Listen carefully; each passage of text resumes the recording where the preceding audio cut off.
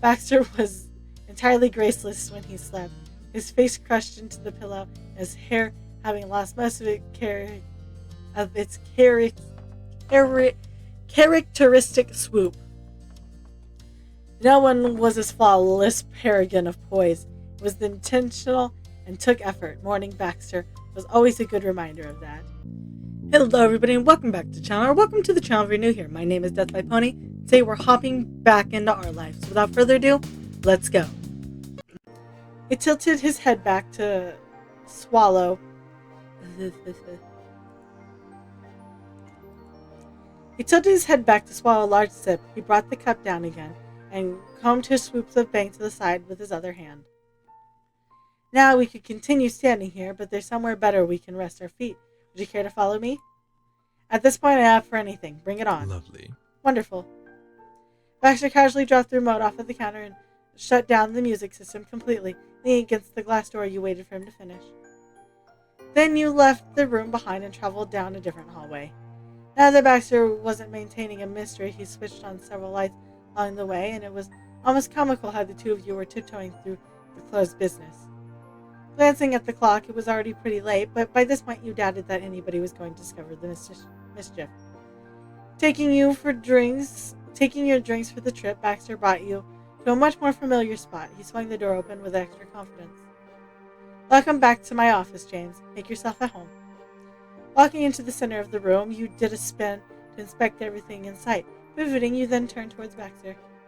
You know, I thought I'd never see this place again. That's understandable. It was a touch and go for a while, wasn't it? Baxter flicked a hand as he walked and talked. He went straight for the couch and settled down on it. He immediately got comfortable by stretching his legs and sliding his arm along the back. The whole time his gaze rested on you. You sat next to him, sat on the other couch, sat in his office chair, you remained standing. We're just going to sit next to him. Lying onto the cushion, you situated Baxter's arm under your head, and it was nice.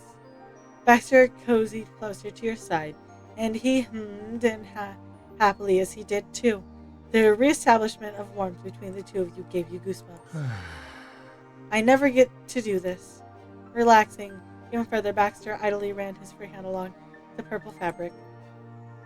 How strange being on this side of the room. Yeah. So you volunteer? Hey, if you got married, do you think you would plan it yourself or hire a different planner? You could design your own ideal wedding. What would the theme be? Been wondering, did you design this office? You appreciated the comfortable silence. Would you have somebody else plan it? You had expected he'd need at least a second to think, or at least to react to the sudden inquiry. However, Baxter shot out an instant response. Unless someone was intending to wed my cold dead body, no other planner would have a say in my own wedding. Blinking, you absorbed the dramatic answer and then erupted into a fit of laughter. Baxter had delivered it so seriously, your reaction softened his expression. I'm happy you found that amusing. He crossed his legs and gradually lost his polite demeanor for a coy one. Though, with that said, why would you ask me, James? Because maybe we're in a wedding planning office, wise guy. Because we're in your office, where you plan weddings. Oh, you know, for future reference. Looking away, you didn't give an answer. You merely shrugged. You know, for future reference. Baxter's entire demeanor brightened. He was halfway ready to grab a notepad and start jotting down ideas in detail. Do you know how many times me and my boyfriend have planned our wedding? In the past 3 years we've been together. And we started dating 3 years ago. Like, our whole wedding is planned. We got a guest list. We got a theme. We just need to find a location. We know where we're getting our wedding cake from. We'd need to send out invites and get outfits and acquire decor. Our wedding is planned. Is that so? Do you have anything else in mind you wish to ask for future reference, of course? No, not right now, no. Fine. Fine, but keep me up to date. Baxter let you off the hook completely. The spark in his expression didn't fade, though. Baxter plucked the cup he brought with him off the table and took another sip. Slowly, he lowered it and let out a wistful sigh. Thanks for indulging me tonight, James. It's been the most fun I've had in a while. And I don't know how long. To be honest. I do know now that I want to dance again outside of work for myself. I'm sorry for brushing you off about this topic before. In a way, I fell out of love with the passion. It became tedious and unsatisfying to do with complete strangers, and I didn't have enough hours in the day to dedicate to a long-term competitive partner any longer. But perhaps I should have tried harder not to give it up entirely. Baxter leaned an elbow on the arm of the chair and rested in cheek to cheek, his mouth twitched. How embarrassing, even my choice of hobby revolves around me having a serious and understanding relationship with somebody else. The precise matter I've had a lifelong struggle to obtain. I don't think my 8-year-old self was trying to make a statement when he decided this activity was worth pursuing, but still, it's quite fitting, Miss being able to dance with you. You're a born dancer, Baxter. I'm happy to dance with you whenever in the area. Yeah, you should pursue hobbies even as an adult. He smiled sympathetically. I'm happy to dance with you, or I miss being able to dance with you. The harsh crease in his brow softened considerably. He held your gaze for a prolonged moment. I missed you. I missed you too. After all that, you completely at his being together back, but you felt unshakable thrill being alone with him in the middle of the night. We're at ease. Being pressed against him, you took in Baxter's cologne with every breath. Scent could have been long-lasting impact on someone's mind. They linger in ways different, but no less powering than the sight or sounds. And right then, that sense was rousing old memories of Baxter. Wrapping his shirt around your shoulders to keep out of the evening breeze. It was a similar, but not the same, just like the situation you found yourself in. It was different from the scene you were reflecting on. Poor Baxter's cologne was almost old-fashioned, how perfume and heavy its smell was. These floral notes were fresher, sharper. There was an undercurrent of spice. A mature scent for a gentleman of sorts. For a time you rested on the couch, saying nothing and listening only to the beat of your lover's heart. But when the idea of relaxing crossed into risk of falling asleep while breaking and entering, you and Baxter decided to sit up properly again. It wasn't long before both of you finished the last drops of your water and tossed the paper cups into the office trash bin. Tiredly rubbing his shoulders, Baxter released a satisfied breath. Well, We should go. If we linger too much longer, I'm afraid operating hours might begin while we're here. That would be difficult to explain. Oh yeah, good idea. Baxter rose to his feet and brushed off any lint that might have gotten onto his suit jacket. He nudged his head towards the door. He moved to follow. He brought you down the same path. Baxter and you turned the lights off as you went along. Once you reached the parking lot, you waited for Baxter to lock the building. After a day delightful enough to rival the wedding itself, you and Baxter finally returned home. Slipped quietly through the lobby, not quite tiptoeing. Your feet were too sore and heavy for that. Goosebumps lingered on your skin from the rush of your adventure, but exhaustion crept closer and closer as you neared the last destination of the day. By the time Baxter was closing his apartment door behind you, you were ready to collapse at the finish line. It felt good to be back. thank you. Well, I must thank you for a truly incredible time, James. I'll keep you only for a moment longer. Your drooping eyes lifted as he had more up his sleeve. Oh boy, what for? The sign of interest was awfully encouraging for Baxter. His smile pulled too widely to be considered purely polite. You know. There's something to consider. On the one hand, I do have a pleasant, fully furnished guest room. It's sensible to make use of it. But on the other, Baxter literally lifted a hand in your general direction. Naturally, the question was completely nonchalant. Nothing unusual happened here. The master bedroom is frankly superior.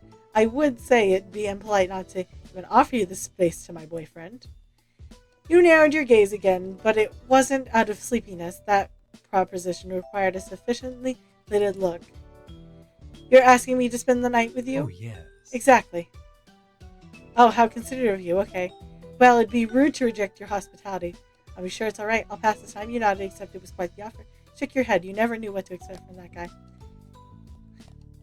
Well, it'd be rude to reject your hospitality. How considerate of you. Though you took a minute to explain more about your sexuality, your boundaries before anything might be assumed, he took it perfectly well. Baxter's coy smile split open into giddy grin like cackling stone to see beautiful geode inside. Perfect. Then feel free to join me after you've changed. I'll be waiting. Briefly, the two of you parted ways. You got ready to sleep quickly as you could, your tired bones resting the effort of evening changing clothes. After you won the battle against zippers and buttons, you gathered a few necessities to migrate over to your new room. It left the door mostly open, so you went through it without knocking. Being there definitely felt different than your first venture inside. Even if it looked the same specifically, you can't help but notice a mass of clothing haphazardly piled on a side table. There you are, welcome. Hey, is that from where you threw your entire closet out looking for your wedding clothes? That was the last time you'd gotten to enter Baxter's room, you realized. Yes. There was no hesitation. You snorted at how straightforward he was, most of the time with certain things. I'll get to reorganizing another day after you leave, or perhaps I'll be inspired to do it before then. I have time. We'll see. I'm uncommitted. Of course, usually I wouldn't show my room in such a state this early in a relationship, or ever really, but you've already seen far worse from me, including being there to witness me making this very mess. Baxter busied himself by turning down the blankets for both of you. It's 5 years too late for me to fool you into thinking I'm flawlessly put together, and I wanted you to stay with me tonight. He chuckled at himself while getting on top of the mattress. You know you have a very nice room. You know it's pretty monochrome in here, Baxter. You know you have a very nice room, and a fun one. Where's the color? A funny one. Where's the color? You know, I give you credit for having some pops of color. You know that throw blanket matches the rug in your office. It was nice to hear. Credit for some pops of color. Really? You're too kind. You followed Baxter into bed, and then you were certain that you were welcome there. Baxter had luscious feather pillows that squished in around your head. When you laid down, it was like getting hugged but for your cheeks. Your boyfriend's face was partly obscured by the fluffy pillow, too. He had to inch from the center of the puff ball to the edge so you could see better. You turned on your side to face him. Baxter was sighing, breath was near enough to flutter your eyelashes. As tempting as it is to stay up for the remaining half of the night, I know we shouldn't. Rest is important and very needed today in particular. Good night. Good night, James. Night. He had a convenient switch he could hit from bed to shut off all the lights in his room. But there was still one piece missing before Baxter was officially settled in. He felt his arms wrap around you. He was careful to have the touch be affectionate, soothing, rather than something that might make the whole thing getting some sleep thing more difficult. Then Baxter whispered one last thought. I'm glad you're here. I am too. It took you long enough to say that. I never want to be anywhere else. I'll be here as long as I can. He smiled at his words. I never want to be anywhere else. Then, held him back, tucked yourself into his shoulder, give him a good night kiss on the lips, give him a good night kiss on the nose, sank deeper into the mattress. We give him a kiss on the lips. Just something small. It wasn't long enough for him to properly lean into, but it was too daring not to peck. Ah, how lovely. Baxter murmured against your ear in dreamly bliss. As incredible and as outright unbelievable as it was to be in Baxter's embrace for the night, the thrill you had couldn't compare to the pure comfort it brought you. You had gone through so much to be where you were. For years you thought anything like this would never happen. You might not have given up trying, but you had no real hope it would come to anything. Now it was okay for you and for him. You could relax in a wholly complete sense. Baxter felt that same relief. Neither of you needed further words of reassurance. The warmth between you was enough. Your half-conscious mind swam through a moving tide of memories of the current day, the entire wedding planning excursion. The mental water was warm, relaxing. You smiled and cast one more glance as the man you were in bed with before your eyes could no longer stay open. Putting on a fantastic event for Jude and Scott, seeing friends and family, being a new relationship, that boyfriend being Baxter Ward. Even though your time in Prison Vista and everywhere beyond and in between would come to an end soon, it could not possibly have gone better. Without even realizing it, you drifted into pleasant dreams. When the morning arrived, you saw him there. He hadn't vanished and didn't leave you behind. Baxter remained fast asleep beside you, exactly as you knew he would be. The sheets surrounding you were full of spice fluorescence. Baxter wore his cologne. It was so classy and perfect match to his normal demeanor, the public-facing part of him. Here's something that Sharp didn't fit at all. Baxter was entirely graceless when he slept, his face crushed into the pillow, his hair having lost most of its characteristic swoop. No one was as flawless paragon of poise. It was intentional and took effort. Morning Baxter was always a good reminder of that. You liked that about him, though you liked most things about him. Right when you were able to look at every little feature of him up close, the sharp manicured eyebrows and equally pointed nose, the mole on his neck, and of course, on the tippy top of his head, you squinted into the sunshine. You'd see a gradient in the strands. It was lighter at the roots and at the rest of his hair. In the smallest of ways, Baxter had let you see his natural color. It was beautiful. You gently stroked his head. He smiled in his sleep. And when his deep brown eyes did flutter open, he continued to do so. But before saying anything, he yawned and stretched and rubbed a thin line of drool from his mouth. Baxter also made a valiant attempt to straighten out his bedhead. Only then he deemed it was appropriate to greet you. Nice to see you. Hello, James. How nice it is to see you again. Another wonderful day, Morning, sunshine. It certainly is a good day. Despite officially being awake now, Baxter cozied up into you again. His hands re-established the hold they had on you before he attempted to clean up. It was too adorable to do anything about. Besides, you weren't planning on getting up when you normally did either. You had many early days of rushing about, and tomorrow would be another. That's when you would need to leave. Today, in that moment, you could both afford to linger in bed. So you snuggled against your boyfriend and returned.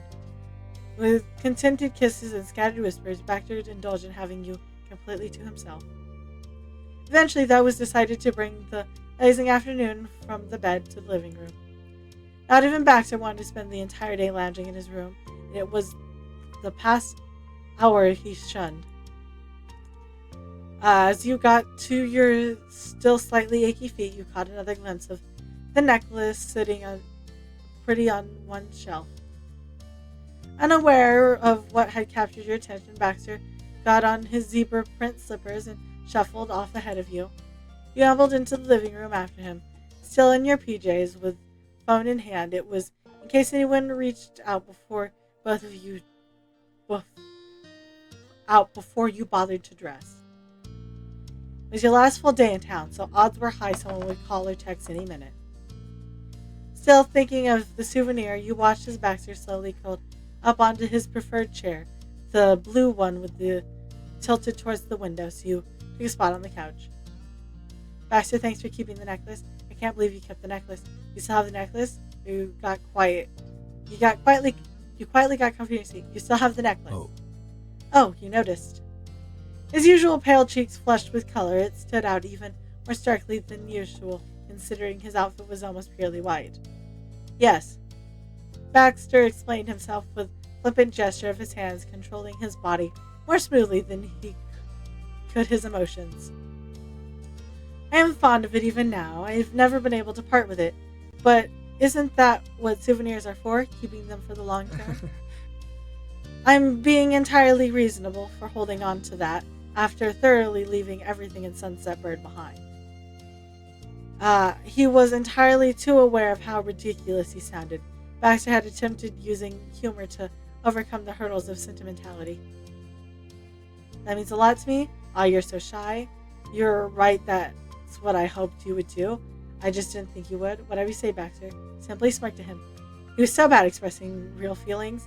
He sighed out of affection. Oh, Baxter. You're so shy. I'm nothing of the sort.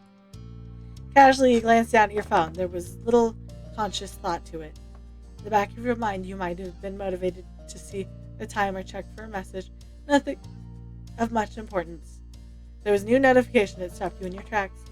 Your eyes remained stuck on the device long enough for Baxter to ask if something was the matter. No, nothing was wrong. Nothing was wrong at all. What had so completely captured your attention was that Baxter had been added to your group chat with Terry, Miranda, and Cove. It felt unreal. Only a week ago, Baxter was someone from the distant past, someone you were never meant to see again, and now there he was, his name in a friend chat. You had started dating him, but the addition was what fully let the situation sink in. Acceptance into your circle of mundane yet crucial presence in your social space, Baxter was truly a part of your life again. James, it prompted you for a response, again now concerned. Check your phone. Huh?